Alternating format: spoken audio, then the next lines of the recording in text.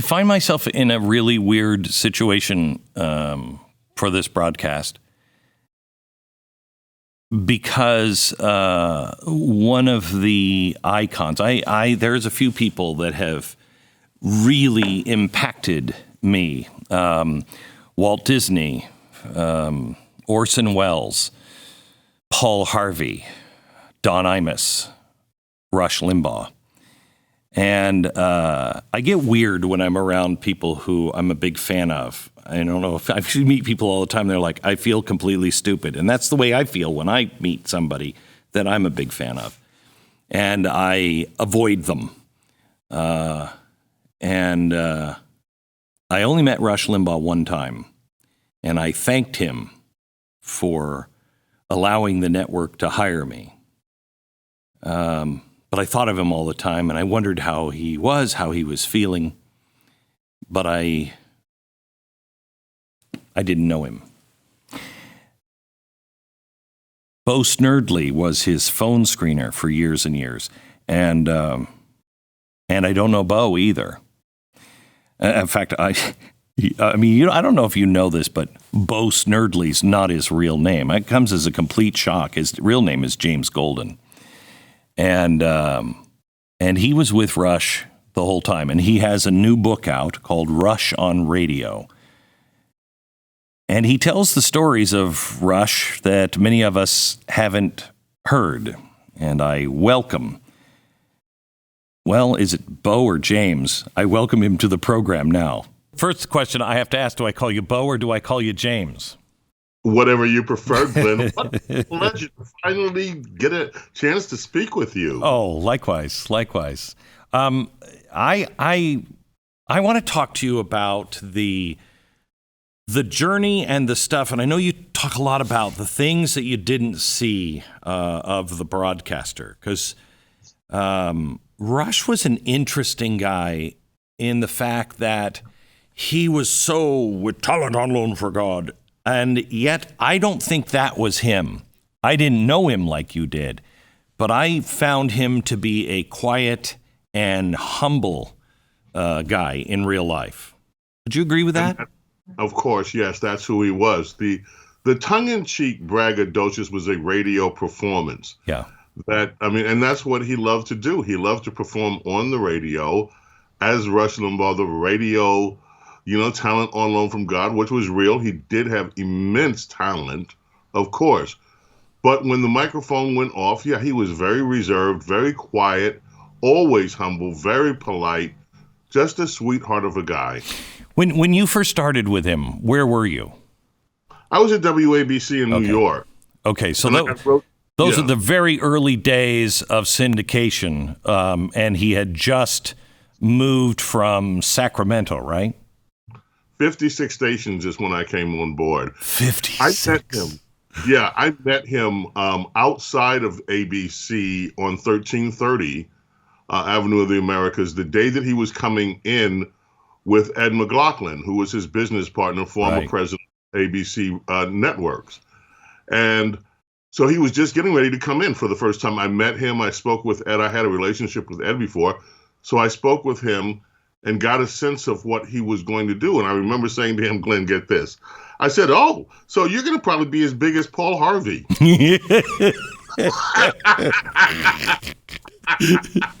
And at that time, when you have 56 stations, because I think I started with 23, and I've never made it anywhere close to 600, that being like Paul Harvey would be a big deal. Yeah, it was. Little did I know. And little did I know, of course, that my own life would be intertwined with him on that amazing ride. So, Bo, were you staff member of WABC? And so you were already there, and you're just a phone screener, board operator at the very beginning, right? Well, yeah, for him, I was the music director at WABC when it was a music station, the last music director. Oh, my gosh. I produced their last music show, wow. Walked into another studio and produced their first talk show.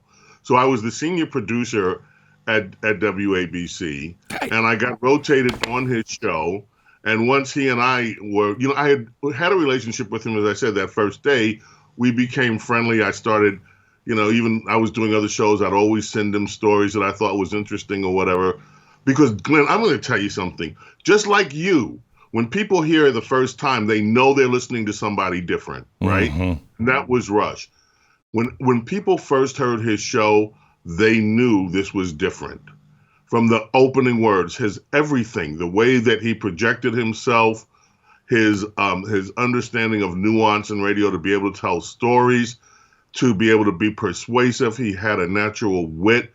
His humor was infectious, and he was truly, in the early days, we didn't spend as much time on politics. It was more cultural issues. And we just had a lot of fun. It was just so much fun. All of that changed around the Clinton presidency. Right. But up until then, it was just magic. And it stayed magic for the entire time. Did you see the toll it took on him? Because I remember in the days, Rush was really funny with bits and everything else. And the same could be said about me when I first started. And then the world changed so rapidly and humorless, and everyone was attacking. And quite honestly, I say this with a lot of gratitude, Rush was a shield for the rest of us, because all the arrows were going to him. Right. And he would take all of the arrows. Did you see the toll that it took on him? What was that like? I saw the changes. When you, all of a sudden, every word that you say is being scrutinized by people who are looking to take something out of context, it makes you a little bit more careful. I think you have to make sure that, okay, I need to get all of this right. Not that he wasn't doing it before, but I think the worst of it is, Glenn, and I know that you've experienced this too, when people who don't listen to what you're doing, who have a political axe to grind, defame you. How do you respond to that? How do you respond to slander? How do you respond to people saying you've said things that you've never said? How do you respond to a press that is unwilling to actually look at factual information, but take the word of an activist group that claims to be a media watcher? So those are the lessons that he had to learn growing through it. Like he said before, no one had ever called him a racist or any of those other horrible names before the show took off. And all of a sudden, when you're saying your own political views, then the Democrats and the liberals and their attack dogs come with their handbook, which is not to deal with you on the issues themselves, not to engage on the issues, but to try to destroy you personally. And it's a very different kind of thing for someone that's never experienced that. How did you deal with it, Glenn? I just hunker down, try to not pay attention to it as much as you possibly can, and it's impossible. It takes a real toll. But were you surprised when all of a sudden it started with you? I wasn't surprised because I had seen it with Rush before. He was the first at everything. Right. I was surprised at the depth and the money behind it and the power behind it. That's staggering when you see the machine that they have built. Right. And by the way, congratulations for building your own machine to counter it. Oh, thank you. I had a chance many years ago. You weren't there, but I had a chance to tour your New York studios, Mercury Studios in New York. I wish I would have been. Yeah. You know what, Glenn? What Rush and you and Sean and Mark and others go through, I'm telling you, most people think in this industry that want the kind of fame and success that you have, they think that that's what they want. But they don't understand what you have to sacrifice in terms of your own. Number one, you have to be more security conscious than you've ever been in your life. You also have to build a wall around yourself to protect your own humanity from this machine of attacks that is aiming at you. And it is a dishonest machine because they're not saying anything that is true. This is all about just trying to drag you down in the public eye so that you are no longer effective. And thank goodness, all of you, Rush, you, Sean, Mark, All of you have managed to rise above that and still be who you are. And the country is so much better because you guys stand up for that. Well, thank you. That means a lot coming from you. Let me talk to you about, I was there the night Rush got the Medal of Freedom. And Rush and I didn't know each other. We met each other once at a mutual friend's wedding. And I'm never one to, I'm just not one to, call people up and go, "Hey, Rush, I'm in town. I want to," especially somebody like Rush. But when I did see him, and when I saw him that night, I don't know if he knew that was coming. Was that a surprise to him? I know he had been at the White House, and what was that like when he came home? Well, we didn't see him when he came home for a few days because this happened the first day he had made the announcement that he had advanced lung cancer. He immediately left after the show that day to go to treatment. That night is when all of this happened. He was supposed to be going to treatment. And so following that, he had to rush back up to Boston where he was being treated and resume and get started with the treatment. So we didn't see him until about a week later when he finally came back in. And a week later, guess what? He wasn't even interested in discussing it that much. We took one call on it toward the end of the show. He wanted to dive right back into the news of the day, do the kind of show that he always did. So you, as a guy who at one time were answering the phones and, eventually were just overseeing everything, when I do a show, I'll get calls from people who are in the news and they'll be talking to me about things, but not on the air, and things have happened that nobody knew were happening at that time. Rush had to be that kind of guy that was getting constant information or constant people calling him either to say, "Hey, help me out," or "Hey, here's some information." What are the kinds of people that called him, or do you recall any of these that was like, wow, I can't believe at this time nobody's seeing what I'm seeing? I was shielded from a lot of that. We had a chief of staff, Kit Carson, that dealt with most of the people that would call through that didn't know him personally. Now, I did witness after Kit passed away. I did witness some of it. People would try to call based on people always want something. Yeah, I know. And one of the things that Rush was really keen about was having his time for show prep uninterrupted. So our job was to say no, or we'll get back to you on something. But, and of course, Rush had his own sources. And, he had developed, of course, like everyone that's in that position does, like you do. You have your own sources that you trusted sources that you do communicate with. But a lot of the people that would call in looking to press their own agenda, we did deflect them. And by the way, I stayed screening calls until the very end. It wasn't just, and the only time I would really produce the show was when Rush was away. Rush was his own producer.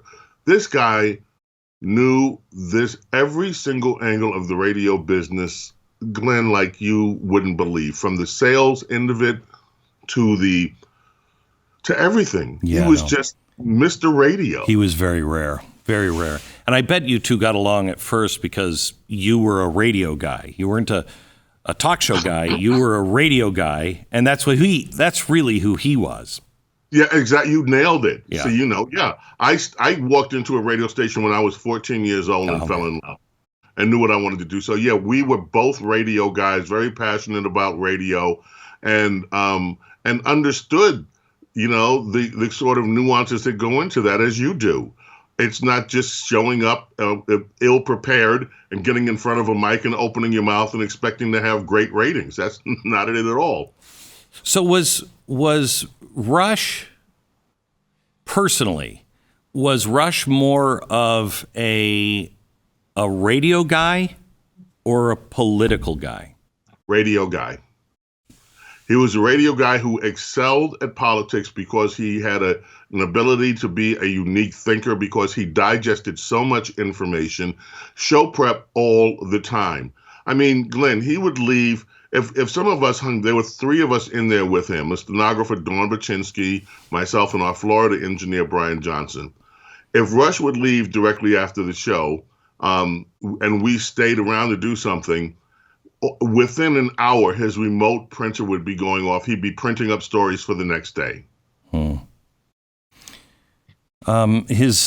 His last few days, you were there with him. Tell me about that. Didn't know it was going to be the last few days. We didn't. I mean, Rush's bucket list was his audience. And so every single day that he could be there, that he wasn't in treatment, that he wasn't suffering from the effects of treatment, he came to work. And when the mic went on, I'm telling you, you would not even think the man was fighting any kind of an illness, because he had the same upbeat presentation. He was just as witty as ever, was prepared as ever.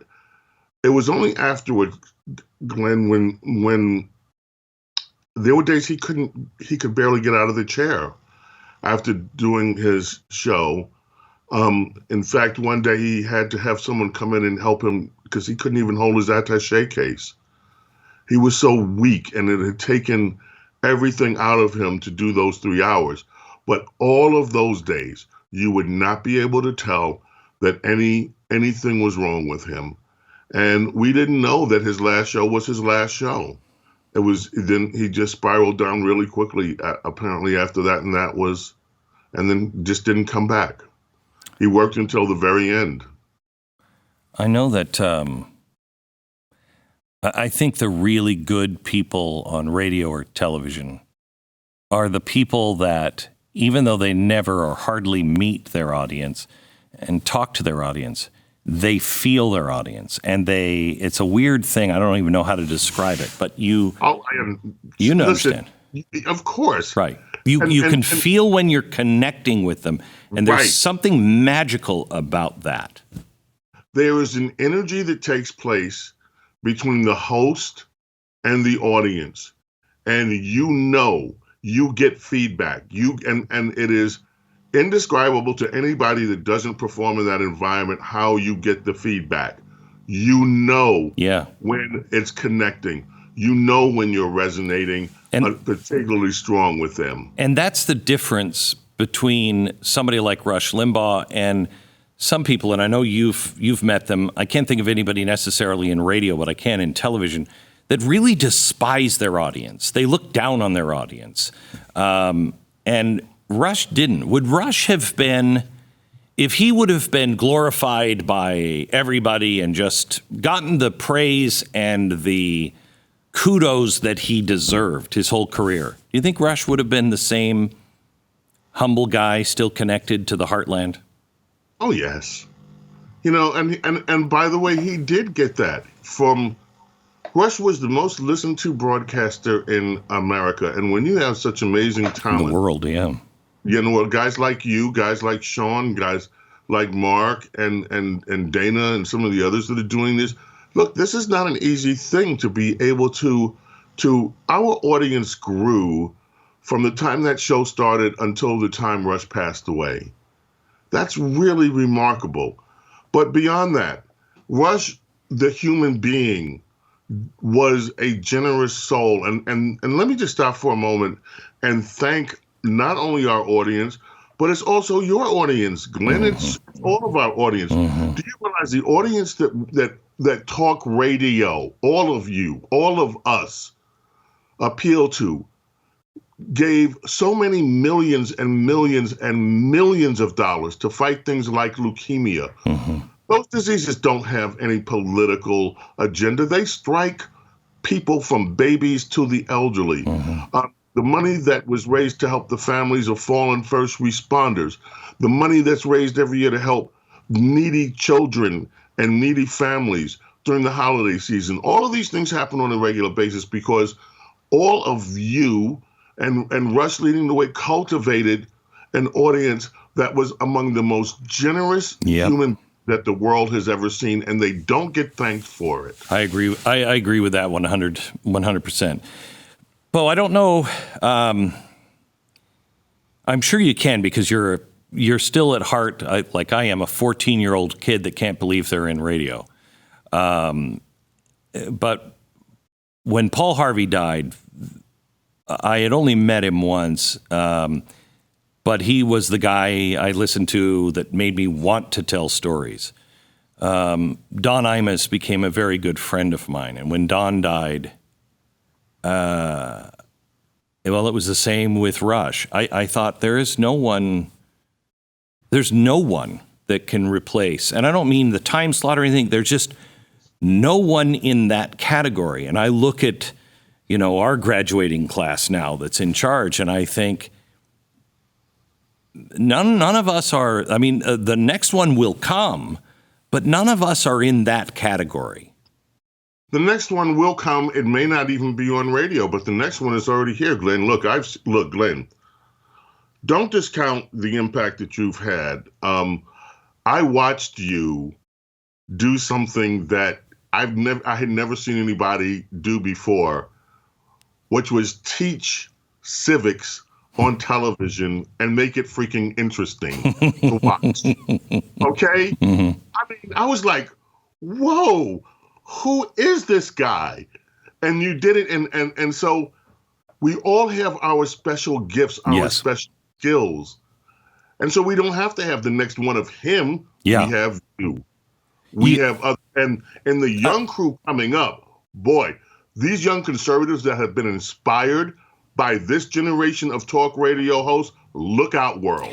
And isn't it amazing that when you and I got into radio, we literally won the lottery. I mean, talent can get you so far, but you win the lottery at some point because there are so many people back in the day that were trying to get on the air, trying to get on the radio, trying to work at someplace like WABC, and they couldn't. And how much talent was left off to the side? When I hear people say, well, I just can't make it, are you kidding me? Right. Are you really? With the access to that you have to audiences. When I got into it, when you got into it, we were the only ones that had an audience. Now our audience has an audience. That's amazing. And here's something else, though. And when we got into this business, you did not stay in this business because you were paid well. Right. You stayed in this business because you loved the business and you loved the work. It took decades, or it took a tremendous personal fortune to put you in a position to become wealthy in this industry. That doesn't happen too often. No. And you can say the names. You mentioned Don Imus, and I got triggered as soon as you said it. I can see myself in my bedroom listening to Don Imus when I was, and saying, wow. This was when he was doing his stint at NBC the first time I heard him. And I just couldn't believe that there could be somebody on the radio that was so talented and so fun. I know. He used to text me all the time. He'd text me a picture of him in the hospital looking like crap, and he would just put underneath it, at least I'm not fat. He's just great. So what are you doing? What are you doing now? Where do you go from here? I'm back at home at WABC. I'm doing a show 6 days a week with WABC. Excellent. Afternoon drive and on Saturday morning. Of course, I've got the book that's out now. Right. I'm thinking. I'm working on a few other creative projects. I have a background in music. I'm a published songwriter, and I worked with some of the most amazing musicians in the world back when I was younger. And so I've kind of rekindled some of that interest. I'm working on an album project that will be, I don't expect it to be some blazing, a success in terms of commercially, but it's something I want to do. Yeah. It's fulfilling for me. And so I've just been so busy. I've been busier than I've ever been in my life, frankly. So when your career now starts in a different way, what did you learn from working with Rush that sets you up for success now a second time? Well, here's the thing. Rush reinforced everything that I knew about radio, which is why I think we work together so well. So it's hard for me to say, well, I learned this from which. I tell you one thing I did learn: relentless show prep is the hours that you have to spend to it will never be wasted. Yeah. So perhaps that is it. But I was always keen to do show prep anyway. I mean, that's what made the relationship between Rush and I so wonderful. We understood each other. We had the same values. We had the same love for radio. It was just such a perfect blend. And I love that man so much, Glenn. Miss him a great deal. We all miss him a great deal. Thank you. Thank you so much for your book. Thank you for keeping his memory alive. Thank you for being just a solid friend all the way through. I will tell you, when you get to a place that is even at the doorstep of Rush, that person has a lot of people that sell them out, and somebody who has been at his side by 30 years, I can tell you from experience, you meant a lot to him. You meant a lot to him. Thank you. Thank you. Glenn. God bless. God bless you, my friend. Take care. Yeah, you bet.